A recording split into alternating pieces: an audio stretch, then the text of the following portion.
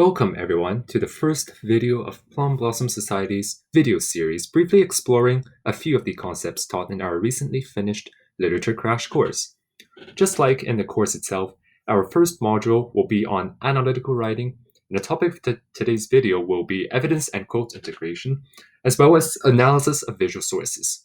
Now, if you want to learn more about the concepts in creative and argumentative writing, they'll be coming out as videos in the future.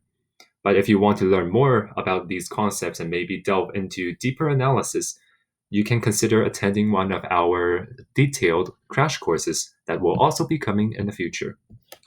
Without further ado, however, let's dive into the evidence and quote integration part. My name is Joshua, and I am excited to delve into using quotes as evidence to support your essay today. Now, keep in mind that evidence is the foundation of the essay. It is the building bricks of your own arguments, and it is very important in ultimately allowing the reader to understand and be convinced of your own ideas. There are several types of evidence that you can include in your own essay: anecdotal evidence, testimonial evidence, and even statistical evidence. These are all really effective types of evidence. But today we'll be focusing on textual evidence, which applies mostly to language arts essays, but they are also very effective in a lot of other areas.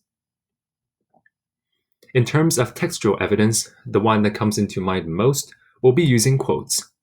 Quotes come from people who've spent a lot of their time developing these ideas, and sometimes they are way more experienced and well-versed in the subject than we are.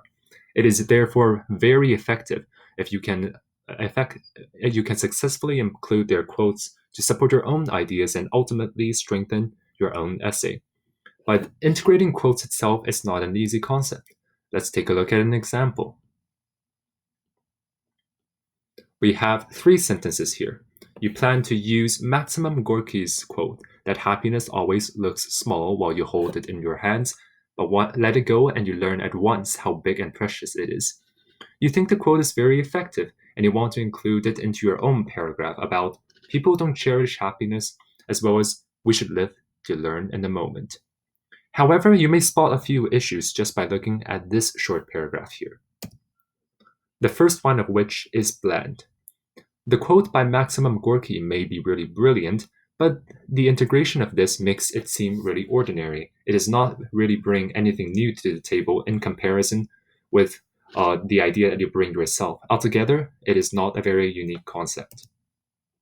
Second, although you included the quote into your own ideas, the integration is very rigid and it doesn't really matter or affect your ideas before and after. You really need to consider how to successfully ease the quotes into your own writing to overall support your own ideas.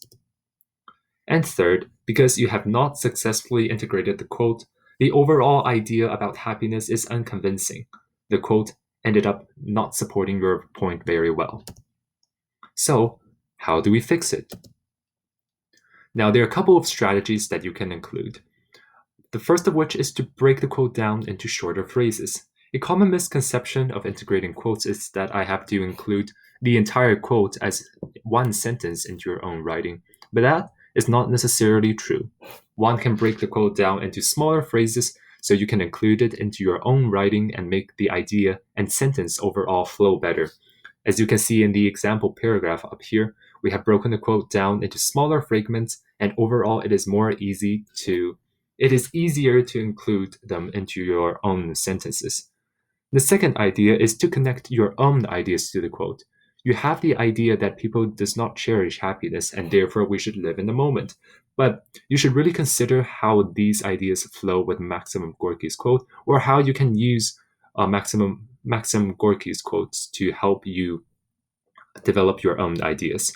And in establishing this connection, you can also think about using transitional words and to facilitate logic, such as words like however, as a result, or some other connection words.